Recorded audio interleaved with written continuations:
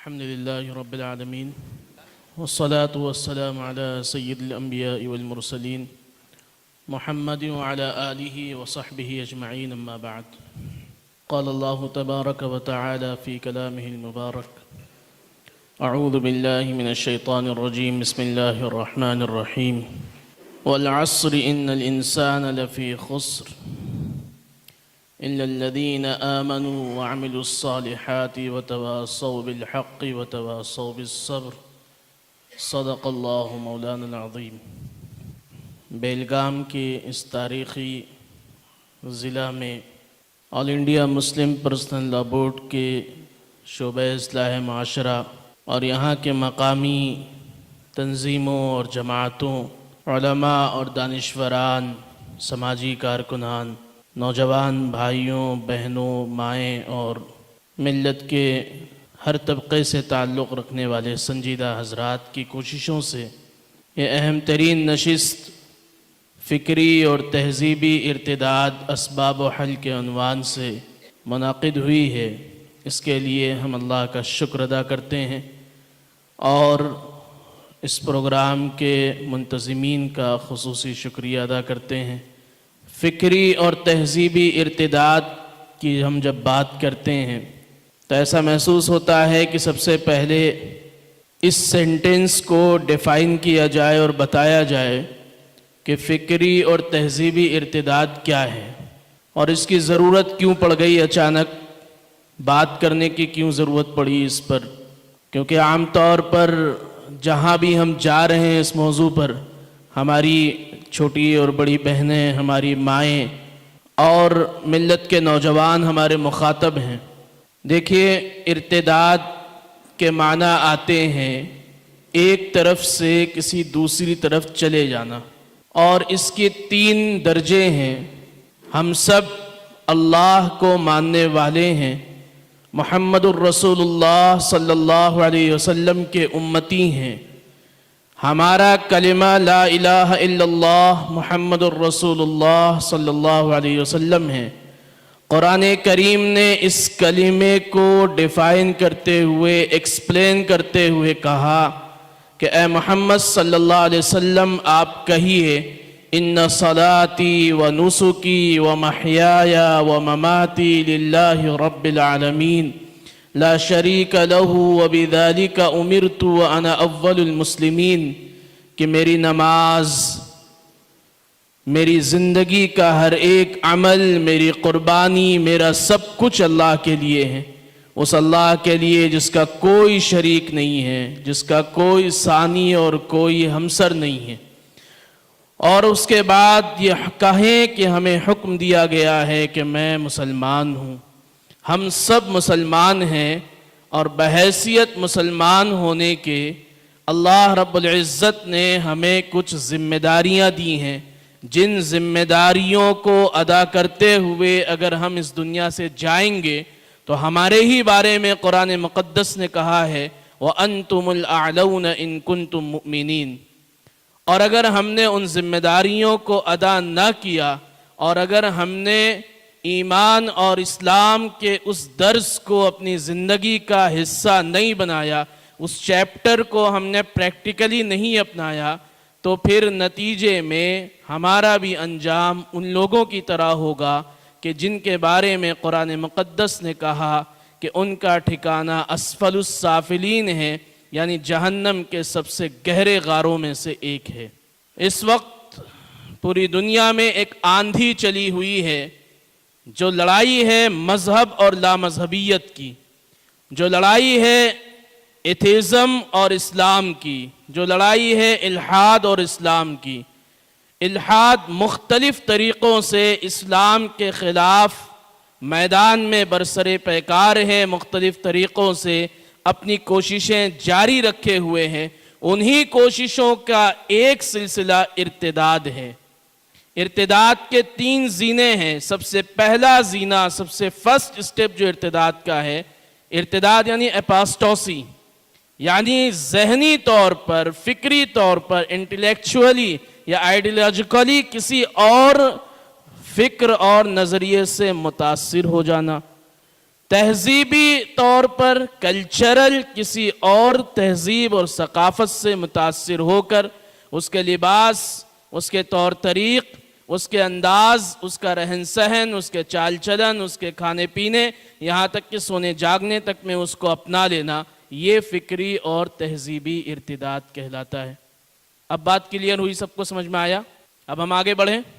اس وقت social media پر اور الگ الگ جگہوں پر ہم بار بار یہ میسیجز دیکھتے ہیں کہ ملت کی بہت ساری بہنیں مرتد ہو گئی ہیں، بہت سارے بہنیں کسی اور مذہب کے ماننے والے نوجوانوں کے ساتھ جا کر یا کسی اور وجہ سے اسلام چھوڑ رہی ہیں۔ ٹھیک ہے، اس میں کچھ سچائی ہے، کچھ جا رہی ہیں، کچھ بہنیں بے توفیق ہو رہی ہیں، لیکن اس سے بڑا مسئلہ یہ ہے کہ ملت کا ہر ایک گھر، کم و بیش ہر ایک گھر، فکر اور تہذیب کے طور پر ارتداد کا شکار ہے کہ اللہ ان سے کیا چاہتے ہیں، اللہ کا رنگ کیا ہے، اللہ نے انہیں کیوں بھیجا ہے۔ یہ جو کیمپین اصلاح معاشرہ کے شعبے کی جانب سے پورے ملک میں چلایا جا رہا ہے، اس کا مقصد یہی ہے کہ ہم سب سے پہلے اپنی ماؤں سے، بہنوں سے، نوجوانوں سے، اپنے والدین سے اور اپنے ملت کے تمام سنجیدہ لوگوں سے یہ بات کریں کہ دیکھیے، ہمارے گھروں میں اگر ہم ارتداد کی اس لہر سے اپنے گھروں کو بچانا چاہتے ہیں تو اس کے لیے سب سے پہلی چیز جو کرنے کی ہے وہ ہے بچوں کی دینی تعلیم و تربیت، وہ ہے بچوں کو مخلوط نظام تعلیم سے بچانا، وہ ہے کو ایجوکیشن سیٹ اپ سے اپنے بچوں کو دور رکھنا۔ پورے ملک میں اور پوری دنیا میں جس طریقے سے فحاشی اور بے حیائی کی آندھی چل رہی ہے، اس سے بچانے کے لیے ضروری ہے کہ ہم اپنے بچیوں کو ایسے نظام تعلیم سے دور رکھیں کہ جہاں دو غیر محرم آپس میں بیٹھ کر ایک ہی ٹیبل پر تعلیم حاصل کر رہے ہیں۔ جب دن کے 5 گھنٹے، 7 گھنٹے، 8 گھنٹے بچیاں دوسروں کے ساتھ ایک کیمپس میں ایک ٹیبل پر بیٹھ کر پڑھیں گی تو ظاہر سی بات ہے کہ انسان ہیں، اور انسان مرکب من الخطأ والنسیان، ہر انسان غلطیوں اور بھولنے سے بنا ہوا ہے۔ شیطان ہر وقت تیار ہے اپنی ڈیوٹی کو لے کر۔ ہم مسلمان اپنی ڈیوٹی سے غافل ہو سکتے ہیں لیکن شیطان نہیں غافل ہوتا۔ وہ جس مقصد کے لیے دنیا میں بھیجا گیا ہے، جنت سے نکالا گیا ہے، وہ اپنے مقصد میں لگا ہوا ہے۔ جب اس طریقے کی پرائیویسی ملے گی، اس طریقے کی تنہائی ملے گی دو غیر محرم نوجوانوں کو، تو ان کا مذہب کچھ بھی ہو، ان کا نظریہ کچھ بھی ہو، ان کی سوچ کچھ بھی ہو، لیکن وہ بائیولوجیکلی انسان ہیں، بالغ ہیں، ان کی اپنی کچھ ضروریات ہیں، کچھ جسمانی اور جنسی خواہشات ہیں، کچھ ان کے اوپر شیطان کا غلبہ ہوگا۔ یہ ساری چیزیں نتیجے کے طور پر انہیں ارتداد تک پہنچائیں گی۔ ارتداد نہیں تو کم سے کم فحاشی اور حرام کاری تک تو لے جانا طے ہے۔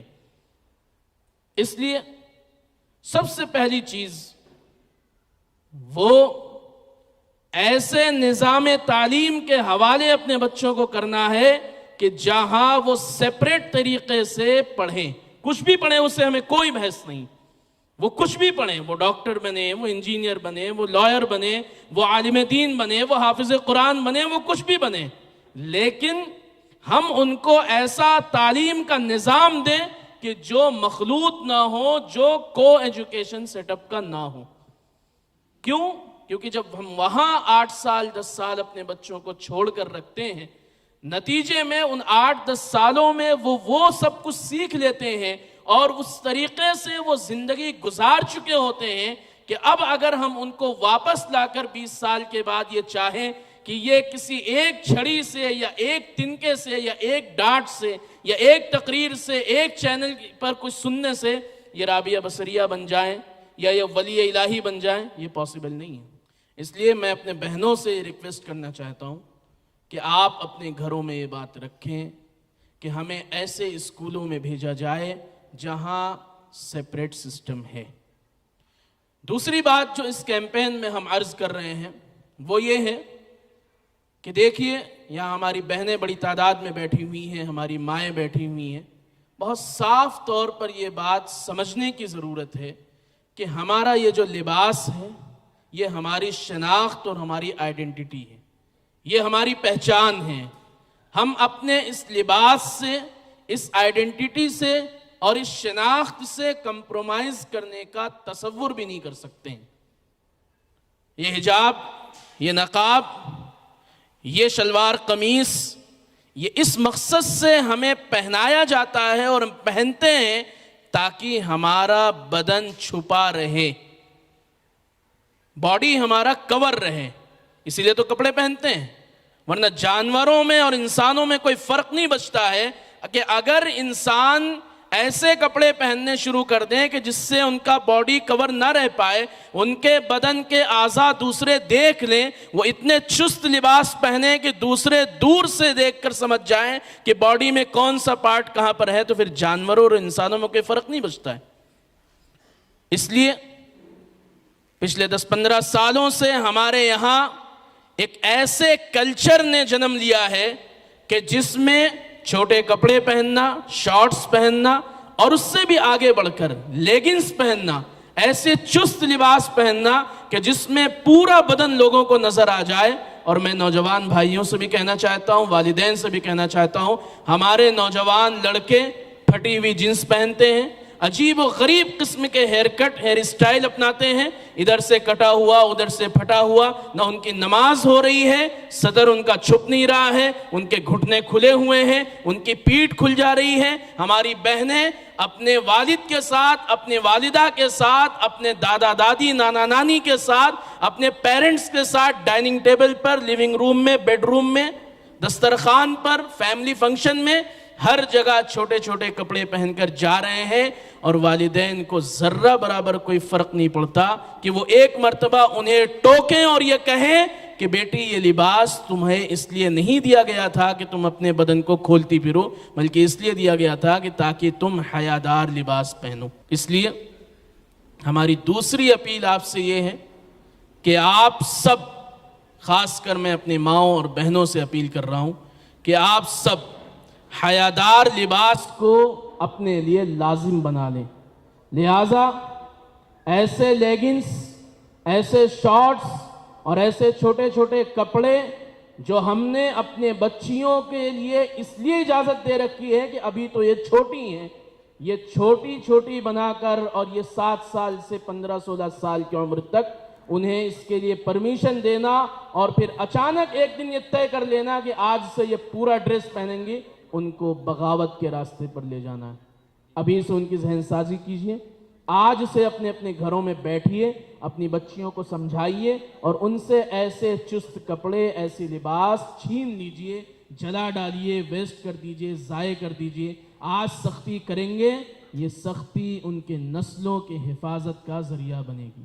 آج کی آپ کی یہ سختی جب وہ والدین بنیں گے، جب وہ ماں بنے گی، جب آپ کا لڑکا باپ بنے گا، تو وہ اپنے بچوں کی تربیت اسی انداز میں کریں گے، کیونکہ اپنے والدین کے ساتھ جو چیزیں ہماری یادگار بن جاتی ہیں وہ ہم کبھی نہیں بھول سکتے۔ اس کے لیے کون کون تیار ہے؟ میری بات سمجھ پائے آپ لوگ؟ تو لیگنز اور شارٹس آج سے کون کون جلائیں گے؟ کون کون ختم کریں گے؟ کون کون پہننا چھوڑیں گے؟ وہ اصل میں جلانے کی بات اس لیے بری لگ رہی ہے کہ ابھی 4,000-5,000 روپے کا خریدا ہے، مولانا صاحب کہہ رہے ہیں کہ جلا دو۔ اچھا، ہم سب ماڈل کس کو مانتے ہیں؟ ہم سب صحابہ اکرام کو ماڈل مانتے ہیں کہ نہیں مانتے ہیں؟ ہم سب محمد رسول اللہ صلی اللہ علیہ وسلم کے فالوور ہیں، ہم سب ایک اللہ کو مانتے ہیں۔ اچھا یہ بتائیے کہ محمد صلی اللہ علیہ وسلم تک ہمیں پہنچایا کس نے؟ اگر ابو بکر، عمر، عثمان اور علی، طلحہ اور عبداللہ اور عبد الرحمن رضی اللہ عنہ جیسے صحابہ اکرام نہ ہوتے تو کیا ہم محمد رسول اللہ صلی اللہ علیہ وسلم کو جان پاتے؟ نہیں جان سکتے تھے۔ اب سنیے، شراب آپ کو معلوم ہے کہ پہلے جائز ہے۔ سب سے پہلے حکم نازل ہوا یا ایھا الذین آمنوا لا تقربوا الصلاۃ وانتم سکارا، اے ایمان والو حالت نماز میں شراب نہ پیو۔ کیوں؟ کیونکہ عربوں کا کلچر تھا شراب کا، وہ 100 سال پرانی شراب رکھتے تھے، اور ہر سال حج کے بعد جو میلہ لگا کرتا تھا اس میلے میں، اس فیسٹیول میں وہ جاتے تھے۔ جیسے اب کبھی سمیلن، مشاعرے، نمائش ہوتی ہے، ایسے ہی وہاں ہوا کرتے تھے، اور سارے عرب کے بڑے بڑے لوگ، سردار اور بڑے بڑے لوگ وہاں اکٹھے ہوتے تھے اور اپنی اپنی شراب کی نمائش کرتے تھے، اور یہ کہتے تھے دیکھو ہمارے پاس 100 سال پرانی شراب ہے، 80 سال پرانی شراب ہے۔ وہ ان کے لیے سب سے بیش قیمتی سامان ہوا کرتا تھا، وہ ان کی آئیڈینٹی اور ان کی شناخت بن چکا تھا۔ جب نبی اکرم صلی اللہ علیہ وسلم نے ان سے یہ بتایا کہ اللہ نے تمہارے اوپر پوری طریقے سے شراب کو حرام کر دیا ہے، صحابہ کرام نے کیا عمل کیا؟ صحابہ کرام نے نہیں سوچا کہ یہ تو بہت مہنگی شراب ہے، 100 سال سے ہمارے آباء و اجداد نے ہمیں وراثت میں اس کو دیا ہے، ایسا کریں کہ اللہ کے نبی کو پتہ نہیں چل رہا ہے، چھپا کر رکھ لیں۔ نہیں، آپ یہاں علماء کرام بیٹھے ہوئے، حضرت مولانا عزیز صاحب نے تشریف فرما ہے، آپ پوچھ لیجیے، حدیث کی کتابوں میں لکھا ہوا ہے کہ صحابہ کرام جیسے ہی مسجد نبوی سے یہ حکم سن کر آئے کہ شراب حرام ہے، دوڑے گئے اپنے گھروں میں اور شراب کی بوتلیں اٹھائی، شراب کی سرامیاں اٹھائی، جن برتنوں میں انہوں نے شراب رکھے ہوئے تھے انہیں اٹھایا اور لا کر مدینے کی نادیوں میں انڈیل دیا اور یہ کہا کہ ہم محمد رسول اللہ کے امتی ہیں، ہمیں سمعنا و اطعنا کا حکم دیا گیا ہے کہ سن لو اور فوراً فالو کر لو، لہٰذا یہ گستاخی ہوگی کہ ہم اگلے 1 منٹ بھی اپنے گھر میں ان شراب کو رکھیں۔ اب بتائیے کہ صحابہ کرام کا عمل اور ہمارا عمل، میں نے آپ سے کہا کہ لیگنز نہیں پہننا ہے، شارٹس نہیں پہننا ہے، تو سب نے سوچنا شروع کر دیا کہ پھر ہم پہنے کیا؟ میں اس لیے یہ بات کہہ رہا ہوں، نمبر 1 اللہ کا حکم ہے کہ ایسے لباس پہنو جو حیادار ہو، نمبر 2 وہ بچیاں اور وہ والدین جو آج اس کو اپنے لیے بوجھ سمجھ رہے ہیں، اگر آج انہوں نے اپنے آپ کو اس کے لیے پریپیئر نہیں کیا اور اپنے ان چست اور بے حیائی والے لباس کو اپنے گھروں سے نہیں ہٹایا تو تیار رہیں، اگلے 10 سے 15 سال نہیں 5-7 سالوں میں ہی بچیاں کھڑے ہو کر اپنی ماؤں سے کہیں گی کہ اماں یہ اولڈ فیشن کے کپڑے پہننا چھوڑ دیجئے، ہماری طرح آپ بھی بے لباس ہو جائیے، ہماری طرح آپ بھی چھوٹے چھوٹے کپڑے پہننا شروع کر دیجئے، یہ ہونے والا ہے۔ اور ایسا تجربہ آپ کو بھی کرتی ہوں گی سماج میں، اس لیے اب بتائیے کہ لیڈیز آج سے کون کون جلائیں گے، شارٹس کون کون اپنے گھروں سے نکال کر باہر کریں گے؟ پھر جب آپ اس طریقے کا عمل شروع کریں گے تو پھر یہ کرنا ہے کہ اپنے بھائیوں کے وہ پھٹی ہوئی جینس کو سل دینا ہے، سوئی اٹھانا ہے اور سل دینا ہے۔ وہ کہیں گے یہ تو بہت مہنگا ہے، اور یہ جس کمپنی کا ہے وہاں اگر آپ بالکل صحیح جینس لیں گے تو 2000 کی ہے، اور اگر پھٹی ہوئی جینس لے کر آئیں گے تو 4000 کی ہے۔ تو آپ ان سے کہیں گے کہ ہم نے اپنے بچپن میں، اچھا آپ کو یہاں ایک بات میں روک کر کہوں، وہ ہمارے بھائی جس طریقے کی جینس پہنتے ہیں وہ سمجھ جائیں گے میں کیا کہنا چاہ رہا ہوں۔ آج سے 5 سال 10 سال پہلے اگر گھر پر دستک ہوئی، دروازے پر کسی نے کنڈی کھٹکھٹایا اور اماں ابا نے جھانک کر دیکھا کہ باہر پھٹے پرانے کپڑے پہن کر کوئی کھڑا ہوا، تو سب سے پہلے کیا کرتے ہیں؟ بچوں کے ہاتھ میں 2-4 روپے تھمایا، یہ ہوتا تھا نا۔ 10 سال کے بعد ایسا کیا ہو گیا ہے کہ مسجد میں دیکھ رہے ہیں، نماز میں دیکھ رہے ہیں، فنکشن میں دیکھ رہے ہیں، وہ دونوں گھٹنے پھٹے ہوئے ہیں، کبھی یہاں سے پھاڑ رکھا ہے، کبھی یہاں سے پھاڑ رکھا ہے، کبھی یہاں پیچھے پیٹھ دکھ رہی ہے۔ بھائی جو لباس اللہ نے کور کرنے کے لیے دیا تھا، جو تمہاری تہذیب اور شناخت تھی، تم نے اس کو بیچ کھایا۔ اس لیے جب آپ اس طرح کا عمل کریں گی پھر اپنے بھائیوں کو سمجھائیے۔ وہ جو ہیئر کٹس ہیں، یہاں سے پورا وہ بالکل سالم گھوڑا نظر آ رہا ہے اور ادھر سے گدھا دکھ رہا ہے، بالکل عجیب و غریب قسم کے ہیئر کٹس چلے آ رہے ہیں۔ چھپکلی لوگ بنوا رہے ہیں اپنے سروں پر، عجیب عجیب جانوروں کی تصویریں بنوا رہے ہیں۔ اللہ نے اتنا بہترین پیارا انسان بنایا، قرآن میں فرمایا لَقَدْ خَلَقْنَا الْإِنسَانَ فِي أَحْسَنِ تَقْوِيمٍ، اور وہ تلا ہوا ہے کہ نہیں صاحب ہم اچھے سچے انسان نہیں بن سکتے، ہم انسان نہیں بلکہ جانور اچھے لگتے ہیں۔ اس لیے مائیں بہنیں اپنے بھائیوں کو بھی سمجھائیں اور خود بھی اس پر عمل کریں گے۔ تو میں نے 2 باتیں کہیں، نمبر 1 کو ایجوکیشن سسٹم میں نہیں جانا ہے، اس کے لیے جن اسکولوں میں آپ جا رہے ہیں وہاں بات کریے کہ بھئی ہمارے لیے سیپریٹ کریے، جب ہم آپ کو فیس دے رہے ہیں تو آپ ہمارے لیے اتنا کریے۔ تیسری بات جو مجھے عرض کرنی ہے، یہ سب میں اس لیے بتا رہا ہوں چونکہ یہ ارتداد جو آپ بار بار سن رہے ہیں نا، عقیدے کا ارتداد بہت کم ہوتا ہے، فکر اور تہذیب کا ارتداد ہر گھر میں ہے، دوسروں کی تہذیب سے متاثر ہونا عام بات ہے۔ وجہ کیا ہے کہ جب احساس کمتری پیدا ہوتی ہے اور یہ لگتا ہے کہ زمانہ جو کر رہا ہے وہی ترقی کا راز ہے، ہم تو بہت پچھڑے ہوئے لوگ ہیں، جب یہ احساس کمتری پیدا ہوتی ہے تو فکر اور تہذیب ہم دوسروں کی اپنانا شروع کر دیتے ہیں۔ ہوا کیا؟ اللہ کے رسول صلی اللہ علیہ وسلم کے زمانے سے لے کر 1000 سال تک یہ مزاج رہا کہ اپنی شادیوں کو مسجد سے کر کے وہیں ختم کر دیتے تھے۔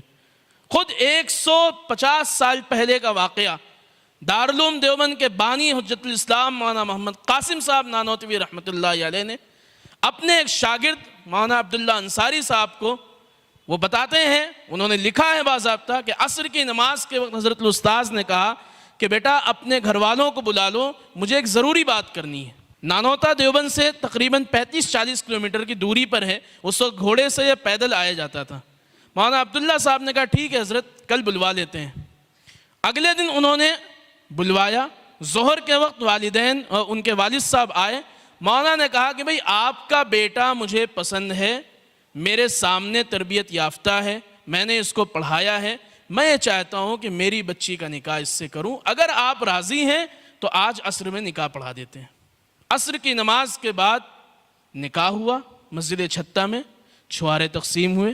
مغرب کے وقت مولانا قاسم صاحب نانوتوی رحمۃ اللہ علیہ نے کہا میاں عبداللہ ڈولی بلوا لو، اس وقت وہ ڈولی کا رواج تھا، ڈولی بلوا لو، فلاں کمرہ تمہارے لیے خاص کر دیا گیا، اپنی بیوی کو لے کر جاؤ۔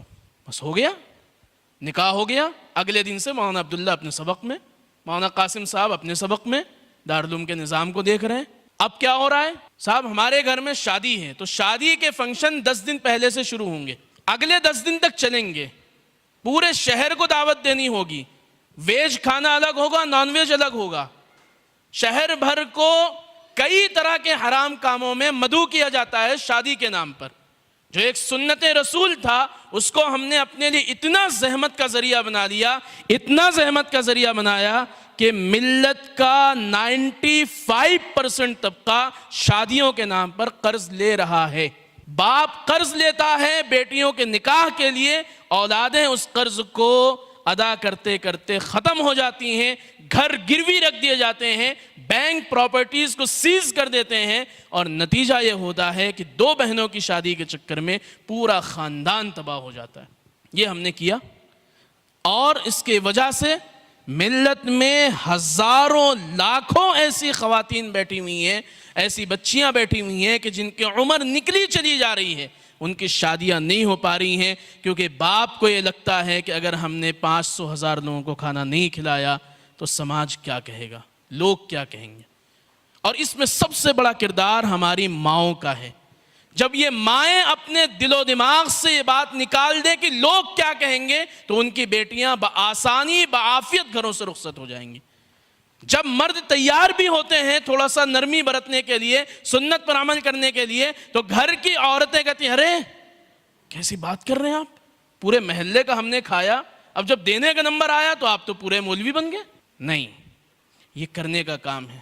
ہم میں سے ہر ایک کے گھر میں 1-2 نوجوان بچیاں اس طرح بیٹھی ہوں گی کہ جن کا وقت پر نکاح صرف اس لیے نہیں ہو پا رہا ہے کہ لڑکا جہیز کا مطالبہ کر رہا ہے، شادی کے لیے بے پناہ اخراجات ہیں جس کو ہم نہیں دے پا رہے ہیں۔ اس لیے اس سلسلے میں ہمیں سنجیدگی سے غور کرنا ہے۔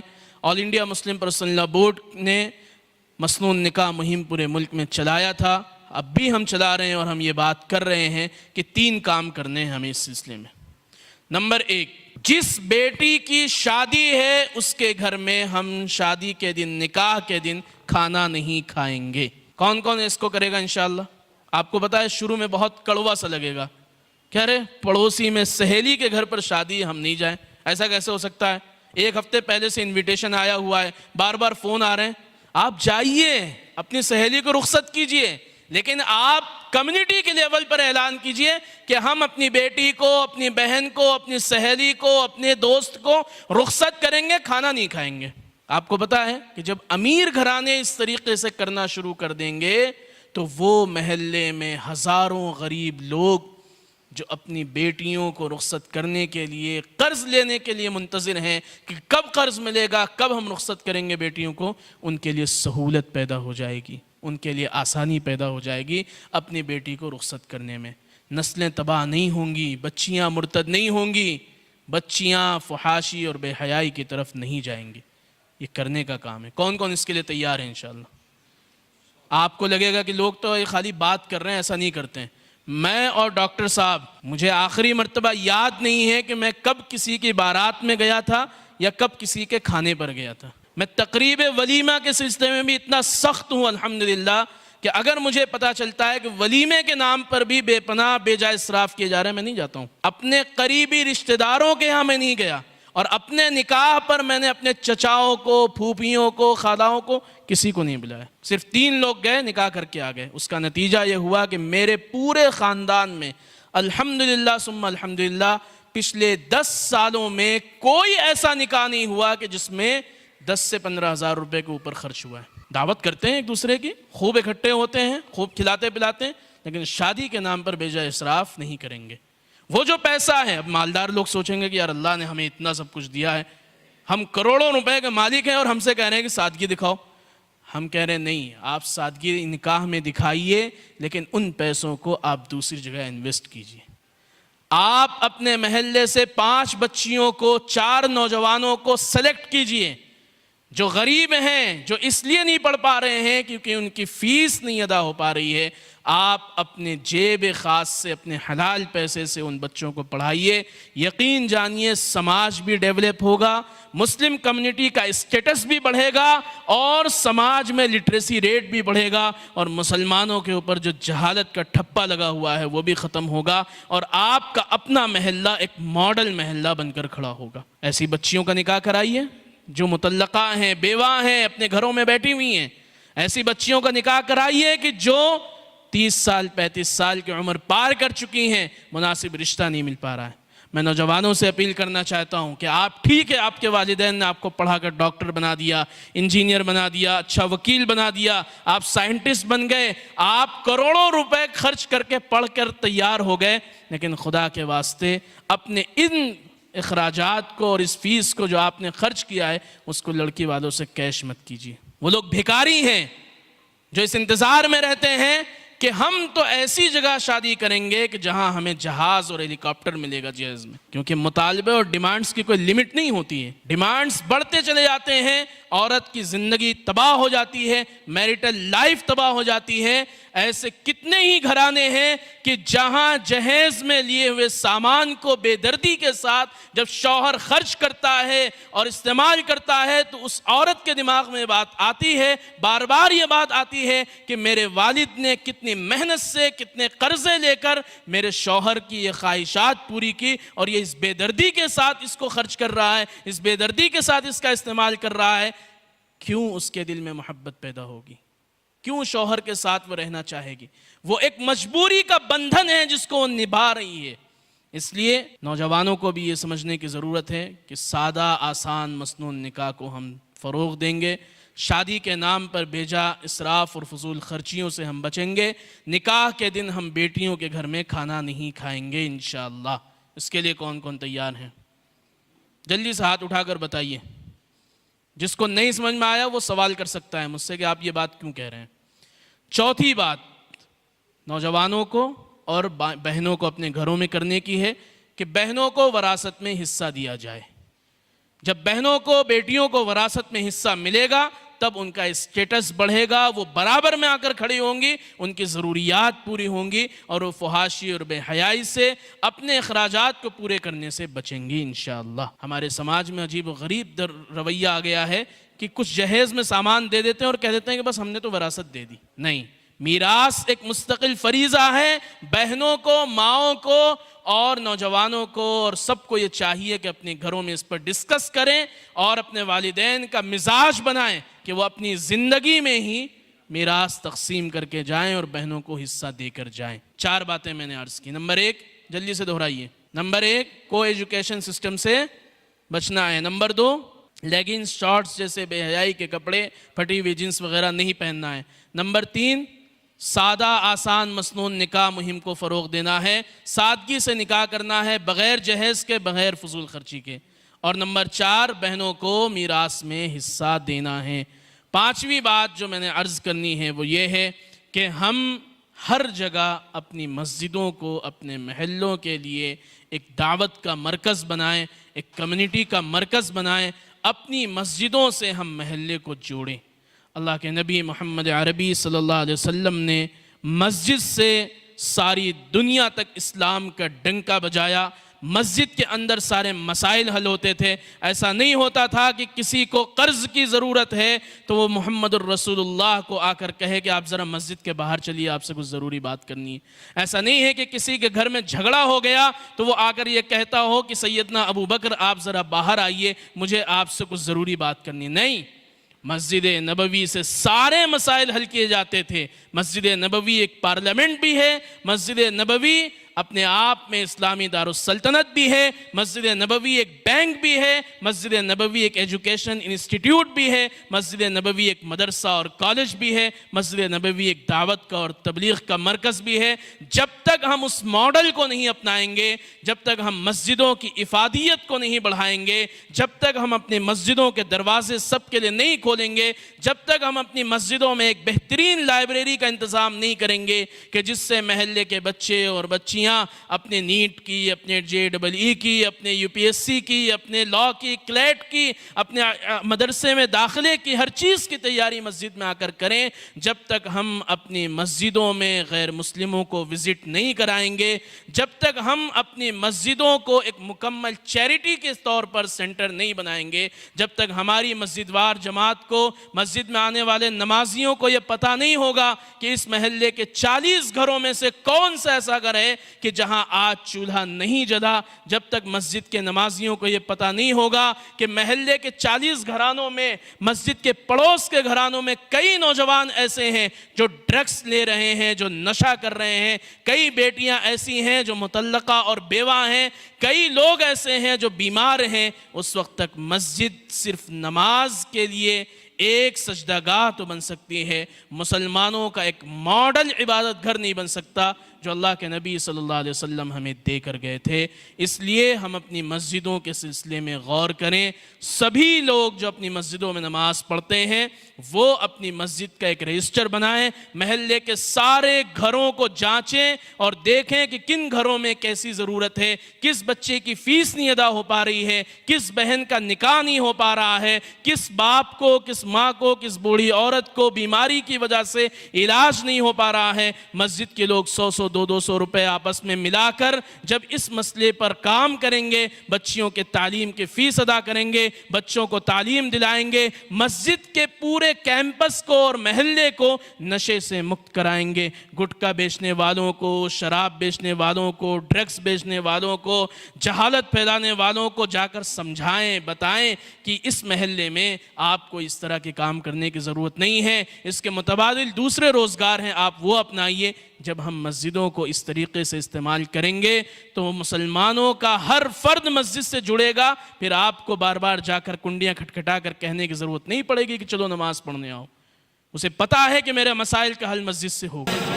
یہیں پر ایک آخری بات میں اس میں ایڈ کر دوں کہ مسجدوں کو صرف مسلمانوں کے لیے نہیں بلکہ مسجدوں کو غیر مسلموں کے لیے بھی ہمیں کھولنا ہے۔ ہمیں اپنی مسجدیں ان کو وزٹ کرانی ہے، اپنی مسجدوں کے باہر ہمیں ایک شاندار قسم کا ٹوائلٹ بنانا ہے، ایک کمرہ ہمیں بنانا ہے تاکہ رات میں محلے میں کوئی مسافر آ جائے تو وہ ہوٹلوں کے لیے در در بھٹکتا نہ پھرے، اس کا مذہب کوئی بھی ہو، اس کا نظریہ کچھ بھی ہو، وہ جب ہمارے مسجد کے ٹوائلٹ کو استعمال کرے گا، جب ہماری مسجد میں قیام کرے گا، فلٹر کا پانی پیے گا، فریج کا پانی پیے گا، اور جب وہ ہماری مسجد کے بیت الخلاء کو استعمال کر کے ہمارے یہاں کے پانی کو پی کر جائے گا، جب 2-4 سال 5 سال کے اندر کوئی ایک اس طرح کی فرقہ پرست تنظیم آ کر اس کے برین کو واش کرنے کی کوشش کرے گی اور اسے سمجھانے کی کوشش کرے گی کہ مسلمان اپنی مسجدوں میں طرح طرح کے نقصان پہنچانے کی مہم چلا رہے ہیں، ملک کو تباہ کرنے کی بات کر رہے ہیں، وہ کھڑا ہو کر گریبان پکڑ لے گا کہ کیسی بات کر رہے ہو بھائی، میں نے ان کی مسجد کے ٹوائلٹ کو استعمال کیا ہے، انہوں نے کبھی اس وقت تو مجھے نہیں منع کیا. جو اپنی مسجدوں کو ہمارے ٹوائلٹ تک کے لیے کھول دینا چاہتے ہیں ان کے اوپر اس طرح کا الزام ہمیں برداشت نہیں ہے. یہ دعوتی نقطہ نظر سے ہمارا کردار ہونا چاہیے. ہم اپنے محلے کے غیر مسلم بھائیوں کے گھروں کو کھٹکھٹائیں, انہیں جا کر پوچھیں کہ بھیا آپ کے گھر میں کوئی بیمار تو نہیں ہے. بچیاں بھی اس پر توجہ دیں. اپنے محلے میں, اپنے پڑوس میں کبھی ٹھیک ہے آپ کو شوربہ بھیجنے میں, سالن بھیجنے میں تکلف ہوتا ہے, کبھی کیلے بھجوا دیا, کبھی بچوں کے لیے ٹافی بھجوا دی. یہ ہمارا دعوتی کردار ہے.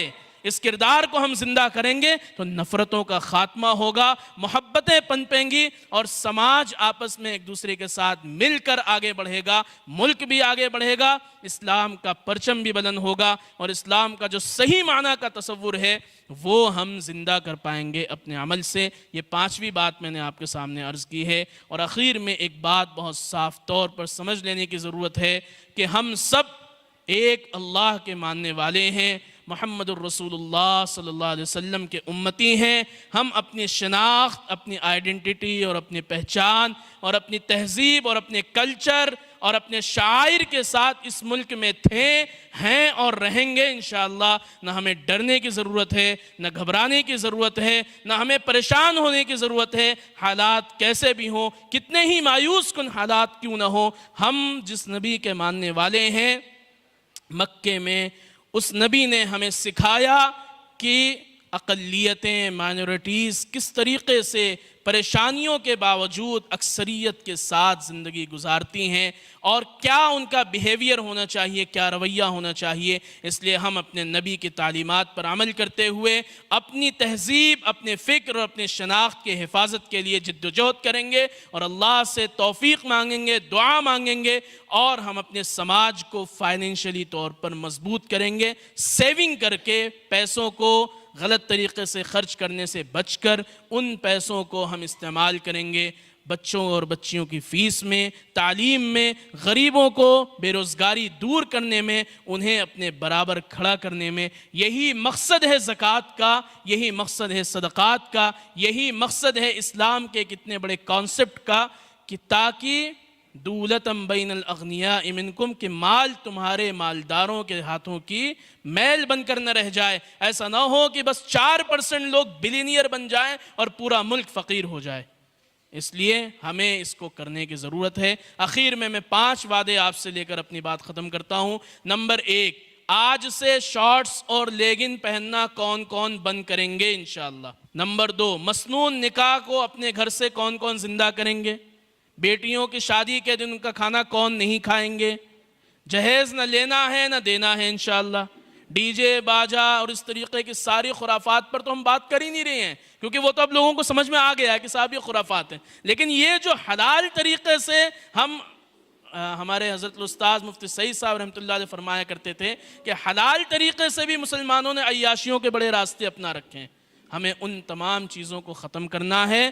اور تیسری بات ہم یہ عرض کر رہے ہیں کہ ہم اپنے گھروں میں, اپنے محلوں میں, اپنی مسجدوں میں, اپنے ہر جگہ تعلیم بالغہ کا نظم کریں گے. عورتیں, مرد کسی بھی عمر کے اسٹیج پر ہوں وہ مکمل دین کو سیکھیں, مکمل اسلام کو سیکھیں. اس کے لیے مسجدوں میں امام صاحب کو یا کسی عالم دین کو اپوائنٹ کر کے باضابطہ دن میں 1 گھنٹہ, کوئی رات میں 1 گھنٹہ دے دیں جس میں وہ اسلام کی بنیادی تعلیم دیں. اور محلے میں کسی ایک گھر میں خواتین کے لیے اس کا انتظام کیا جائے تو انشاءاللہ ہمارا یہ معاشرہ, ہمارا یہ سماج تہذیبی اور فکری ارتداد سے بچے گا. ہمارے بچیاں, ہمارے بچے عقیدے کے طور پر مضبوط ہوں گے اور ان کے دل و دماغ پر اسلام کی شناخت, اسلام کی پہچان اور اسلام کا شعار چھپ جائے گا. اور انشاءاللہ توحید کی فضائیں اور توحید کی شعائیں اور توحید کی روحانیت پورے ملک میں اور پورے ملت پر چھائے گی.